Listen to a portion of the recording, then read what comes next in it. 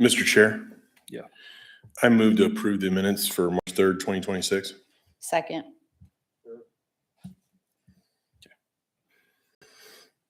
That have to be a vote? Okay, is there a formal phrase? Sorry, first time I'm doing this. All those in favor say aye. Yes. Yes. Or say yes, sorry. Opposed. Opposed, same sign.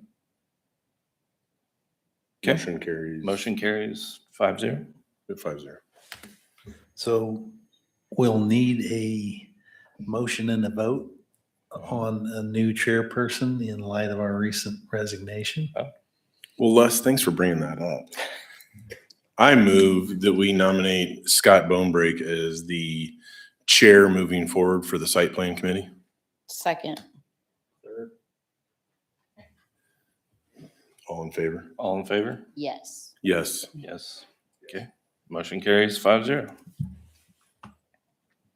Perfect. Okay, item 4.1, committee and staff report. Well, you took care of what I was going to bring up, so nothing to add. Okay. Anything else? Potential residential development report, anything to Same thing. discuss? Okay. All right, we'll move on to the agenda. Item 5.1, site plan for the 422 South Homestead Drive, basically the Culvers project. Yeah, so here we have a site plan submittal for a new commercial building. It would be across two parcels in the heritage mixed use, fronting onto US 54-400.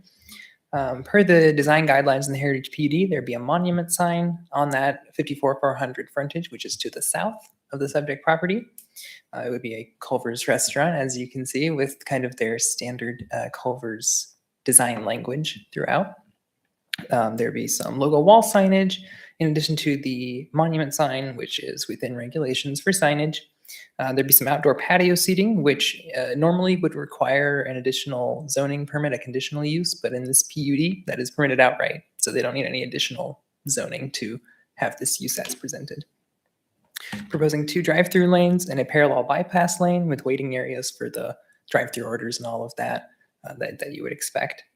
We being staff have worked with these applicants the entire process all the way through. They came to us they made a submittal and have implemented lots and lots of staff comments. So we just have a couple of very minor outstanding comments, some of which are actually just comments, not really a problem, but something we just wanted to point out.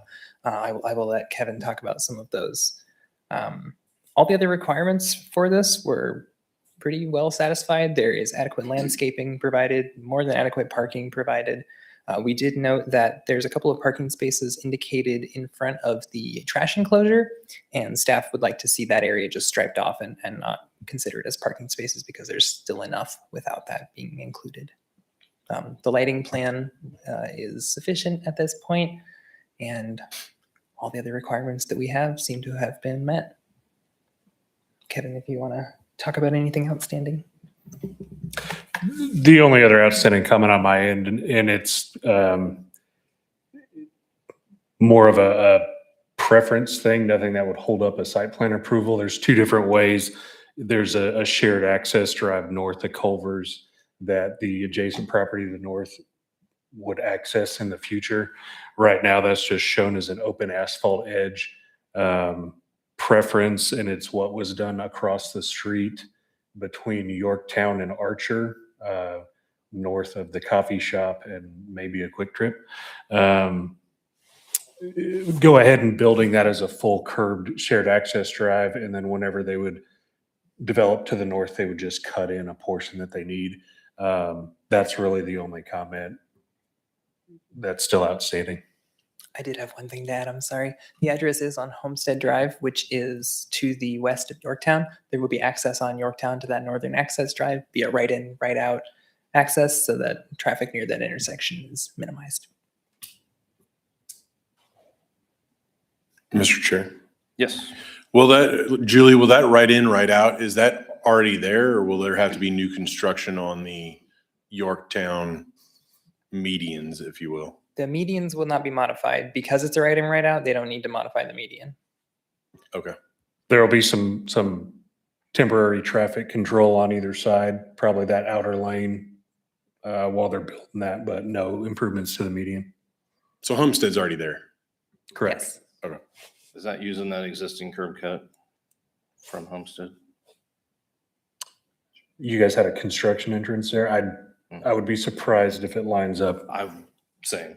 We have the whole team of experts from Culvers here that can answer those detailed questions. They did deploy the With cavalry. no samples.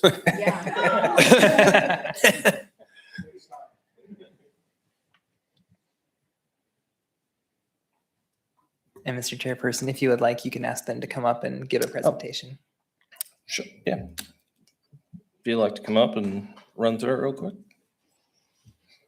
I mean, might as well. They Yeah, made that. you made came that here. Julie, while we're here too, per UDM, did Culver's, the team, supply everything that we needed on the list? Was there anything outstanding? There's no outstanding documents that we're waiting on.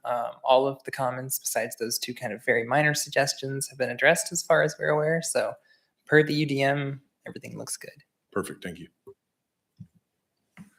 I'll just real quick introduce myself. I'm Aaron Tebum with Kimley Horn, the civil engineer on the project. And then we've got Joey and the store owners, and then Chris with Makana as well. Honestly, I think I'm just going to let them kind of introduce the project and what they're going to be doing here in Andover. Thank you. Hi, everybody. My name is Joey Conity. Our organization is called Mitchell Private Holdings, and we currently own and operate almost 17 Culver's restaurants. We recently, on December 1st, we opened our first in this area in Derby, Kansas. And Ryan and Katie Vaughn are here today. They are the owner-operators of Derby, and they will also be the owner-operators here in Andover. So we're super excited to be here. Yeah, I don't know. We're here to answer any questions that you have. Hello, I'm Ryan. I'm the owner operator at the Derby location. Hopefully be a part of this community. And this is my lovely wife, Katie. Come on out. All right. So yeah, as far as free samples, I didn't know you guys would want that or permitted it. Otherwise I would have brought some. So Ryan and Katie collectively I just want to talk about their tenure a little bit. They have both, Katie's been almost just over 20 years and Ryan about 15 years. So collectively, I mean, they have a lot of time with the Culver's Group. Culver's has an amazing program. Culver's is founded in Wisconsin, 1984, started a franchise in the late 90s.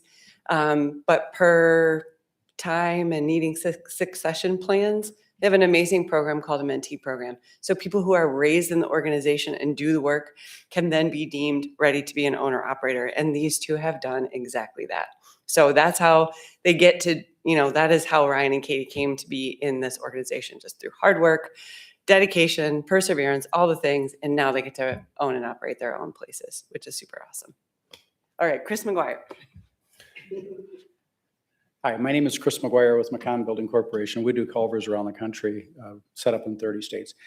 And I've had the pleasure of working with Joey's team and the Mitchell family for more than 20 years. So with respect to the question that was asked with the putting the curb and the stipulations that have been suggested, yes, all agreed upon. We can easily accommodate those requests.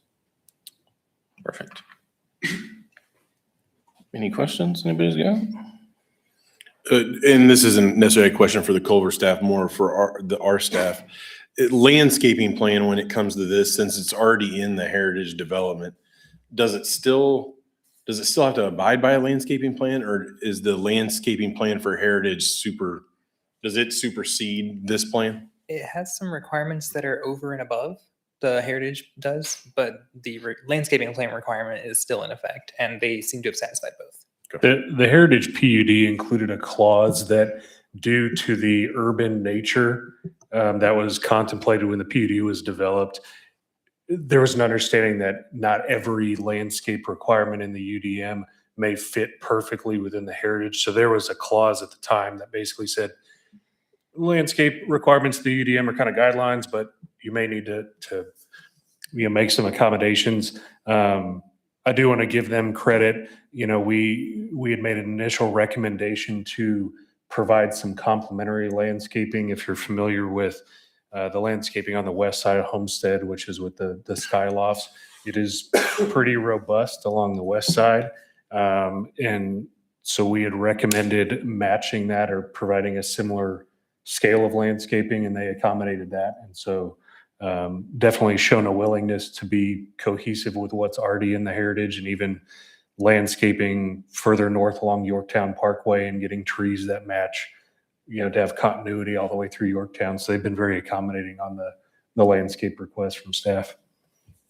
And then the pole sign they have on the south side, Kellogg, that's not going to be affected by phase 2 or anything like that, right? Not to my knowledge. I believe that that was planned with that right of way already.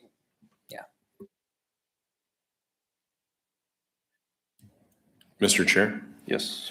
I move to approve with the modifications said by the engineer of the curb and guttering, the site plan for Culvers generally located at 422 South Homestead Drive. Second. Okay. All those in favor? Yes. Yes. All right, motion carries 5-0. Thank you guys for coming, and thank you for putting together a full, complete package. That's greatly appreciated. Thank you. Welcome to the neighborhood. Welcome to Andover. Thank you.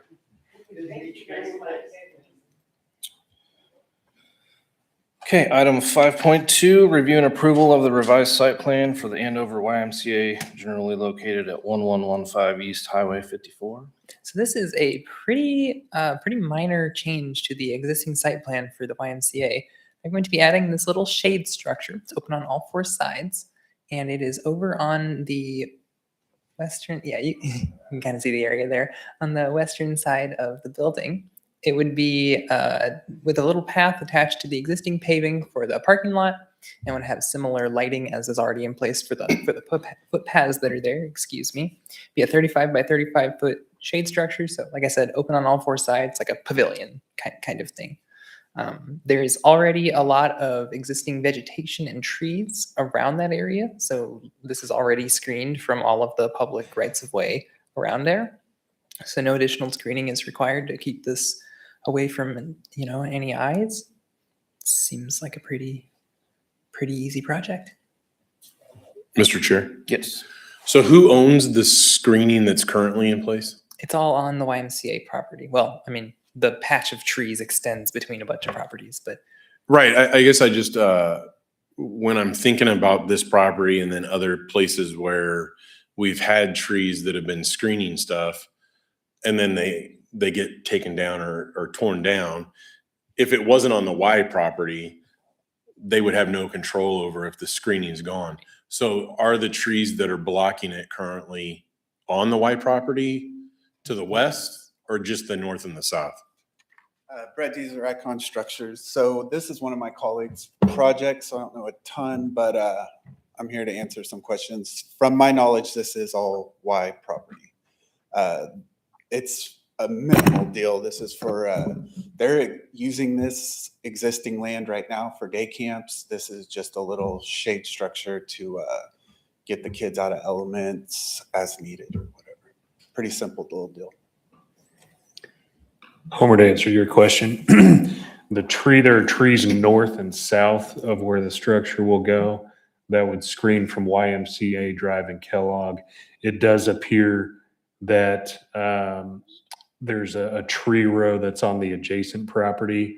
There are trees within the Yorktown right-of-way that are existing, that are within right-of-way that would stay unless for some reason the city needed them removed. So it does appear to be adequate screening on either trees that the YMCA controls or that the city controls.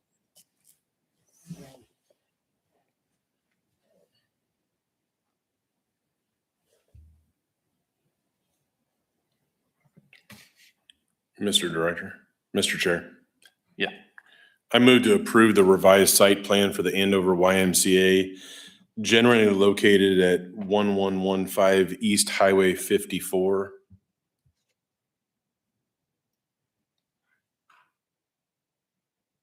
Second. All those in favor, say yes. Yes. Yes. Motion carries 5-0. McCausland's shade structure approved. Okay, item 5.4, review and approval of the sign plan for, oh, nope, sorry, missed one, 5.3. for the sign plans for the city of Andover signage generally located at the intersection of West 21st Street and 159th Street. Yeah, so the city has a monument sign currently at the intersection of 21st and 159th. It has the old logo on it. So we're wanting to update that to feature the new logo, and it'll be retrofit with some lighting. I believe it's like halo lighting from behind the letters. I think there's a nighttime picture. Yeah, there you go. All of the electronics for that would be retrofitted inside the sign. There would be no discernible, effect on the outside, except for obviously the face being different with the new logo on it.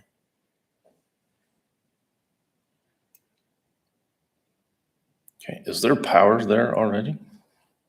Yes. So not a huge deal to get that thing lit up then.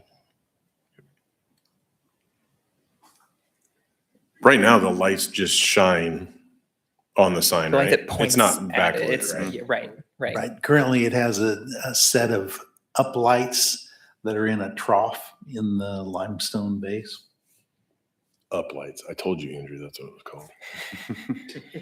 Megan's here to present the sign package. Perfect. Let's have her present.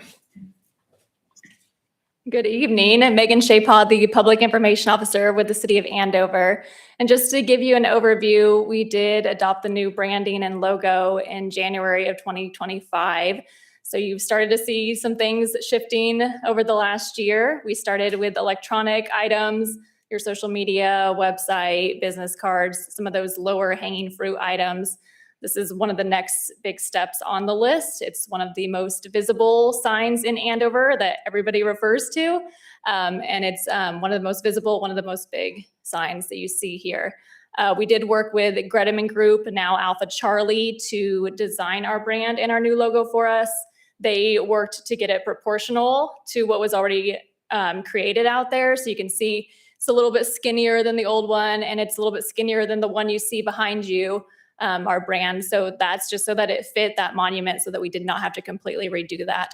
But as Julie stated in your packet, you can see what it looks like during the day and what it looks like in the evening. And I do have Brooke Moeller here with us tonight. She's with Miracle Signs, so she can answer more of those logistical questions or any materials, questions you have about materials on the signage as well. Perfect. Thank you. Mr. Chair. Yes. Megan, can you speak to why we started with this sign? And then how many more monument signs would you say Andover is going to have on this plan over the next few years?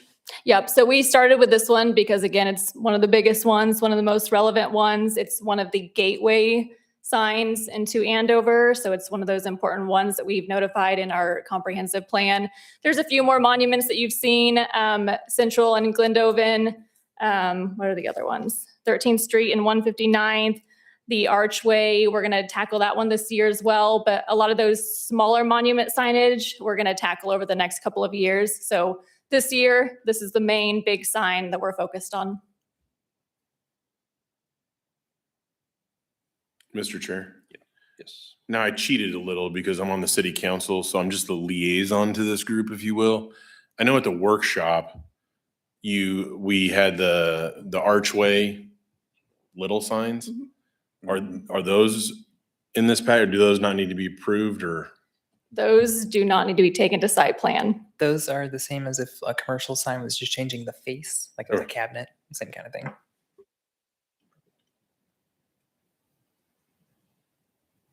The more I look at this, it's gonna look cool. Oh, yeah. It's going to be great. Yeah. Especially, I think this tray, like two more where it's showing the depth of the letters, and yeah, they're right there.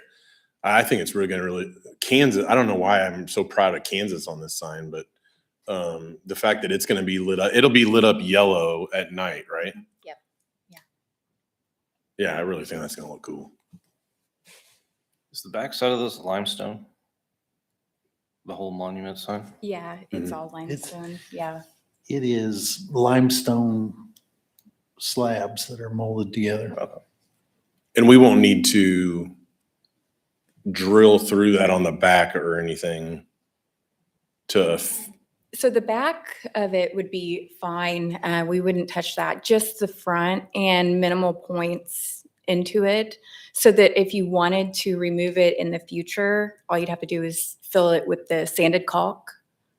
that No, I matches, meant like, Or, we're gonna see this on the front side or the gateway, right? Yeah. But when I'm coming from the other way, I'm not gonna see like a bunch of metal no, and wires on the backside of the rock, right? nope. I will not. So on this one, Homer, the detail, the white stands off a few inches. To put on. Allows all of those cables for all the lighting to be hidden behind that standoff. What's the white part made from?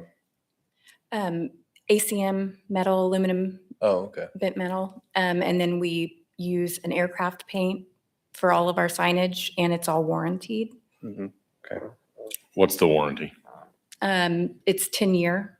Okay.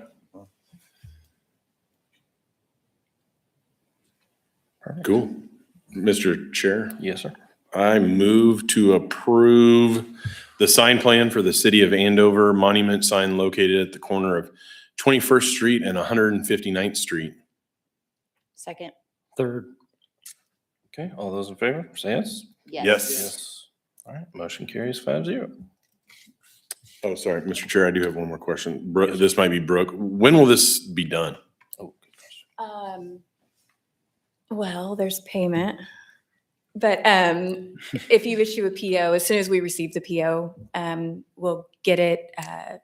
We don't have to do permitting, so that's a blessing. I would say July or August. Okay. So, It'll be completed in July or August or started in, okay. and I'll keep her up to date on everything, the timeline, if it shifts, it changes.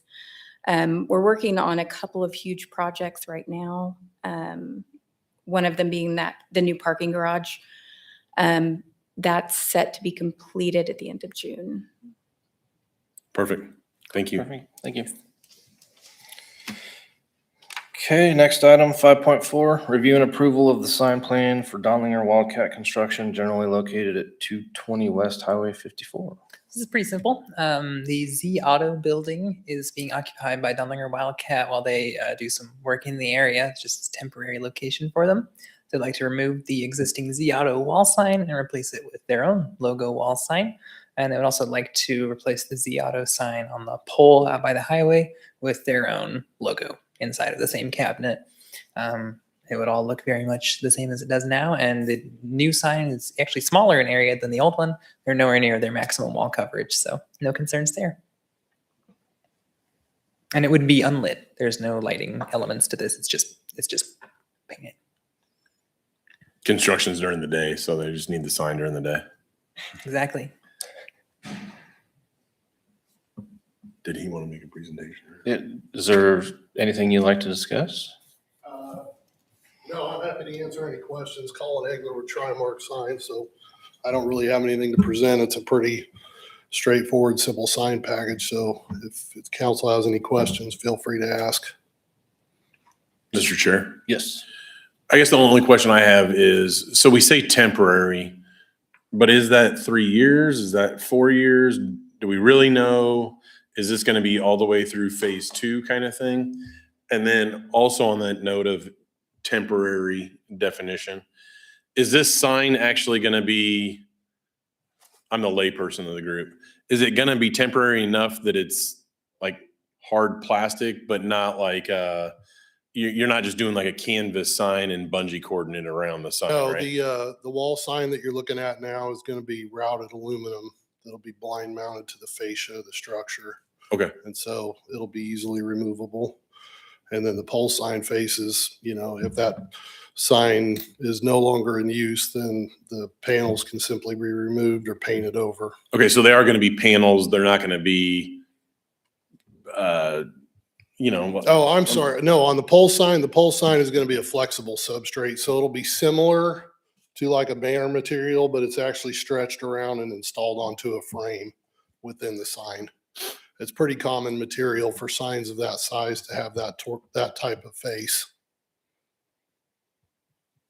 Okay. But looking at it from the ground or driving by on the highway, it doesn't look like a banner. All right, as far as our sign regulations are concerned, we would still consider it to basically be a panel. not a banner. It's just called the flex face because of how it's made.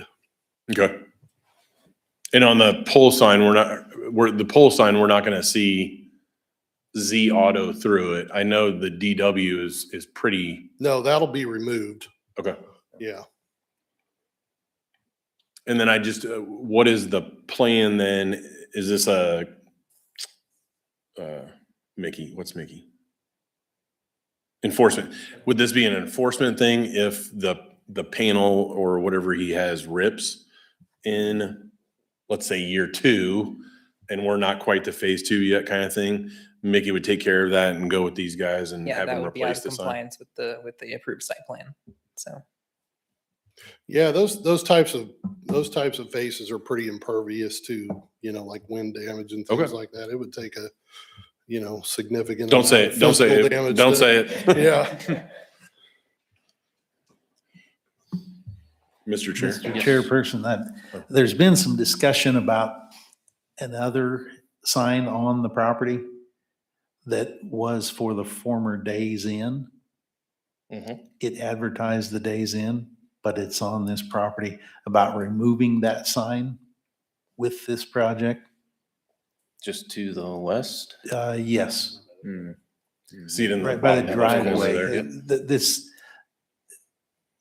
This set of properties is kind of odd in that they own a common driveway around their perimeter. Mhm. And the Days Inn sign was placed off of the Days Inn property on the Z Auto property by some private agreement. Interesting. So if we put in a modification here that we could remove the Days Inn sign, would that be appropriate then, or? Yes. Okay. Mr. Chair, Yes, sir. I move to approve the sign plan for Donlinger Wildcat Construction, as well as the removal of the Days Inn sign, generally located at 220 West Highway 54. Second. Third. All those in favor say yes. Yes. Yes. All right. But just so I understand, this site plan review approval is conditional on Donlinger Wildcat removing the other sign as well, correct? Is that what was approved? I don't know if, that would be what your motion implies. You could rescind it and word if you would like. I just want to make sure it's clear to us so that when I go back to communicate with the customer, what the site plan approval was for, if that is part of it, then I need to know to be able to communicate that to them, because that's not included in our scope of work with this project. Does that Okay. make sense? makes sense. I was under the impression that previous discussion that you were aware of that, but if you're not, then we can always rescind. Les, are you checking on that now? Or are we making Donlinger do it, or have we asked them if they would do it? What's the? I've had that conversation both with KDOT, since KDOT is the property owner, and the general superintendent for the project, and they are working together to see if they can achieve that. I don't know that it's fair to hang that on Donlinger then if Yeah, it's not their property. I guess I don't want to hang that on them. I just want them to have the ability to take it down if they would elect to, I guess. Correct. You could just add it as a recommendation in your motion, but not a condition of the approval. Okay. That way it's codified, but it doesn't, cause them to be waiting on something. So would you prefer I rescind it and make it over? My preference doesn't matter, but your current motion would imply that it's a condition of the site plan approval. Okay.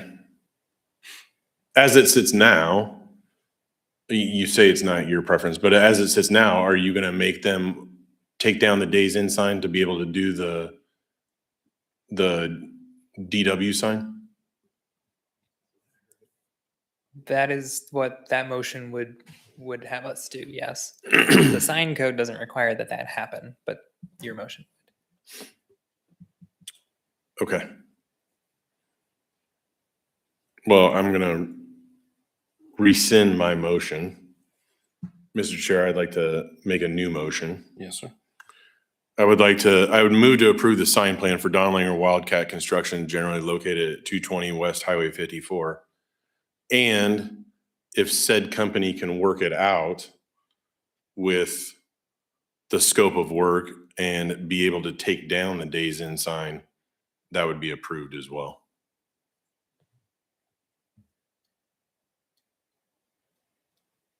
Don't need a second. Second. All those in favor? Yes. All right. So now just to confirm, we're not holding him to take down the Days Inn That is sign. not a condition of the approval. It's But just a. if construction and KDOT work it out and they want to make it his scope of work and, rebid or do whatever, we have the ability to do that and they don't need to bring it back, correct? Yes. Does that work for you? That's perfectly acceptable. Thank you. All right, thank you. Appreciate the Thank you. clarification.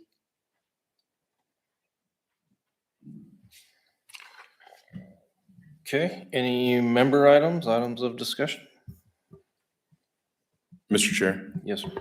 we didn't really get a poll for you or politic for you, if you will, but just to speak a little bit why I nominated you. You've been on both sides, of this. You've been out in the audience. You've presented the site plan on numerous occasions, Yep. to which we probably made you go home and take a bunch of antacid and Tums. So I think you can, with your professional ability in construction as well, help lead this site plan, better for the future. Nope, understand, appreciate it. And I do really appreciate everybody tonight, bringing even the city brought a representative, from the company doing the work. So I really like that. I really like the fact, Julie, you didn't let any skirt on through, it was all UDM, required stuff. And even though it was signs on some stuff, I really do appreciate the representatives being here. So thank you for showing up. Absolutely.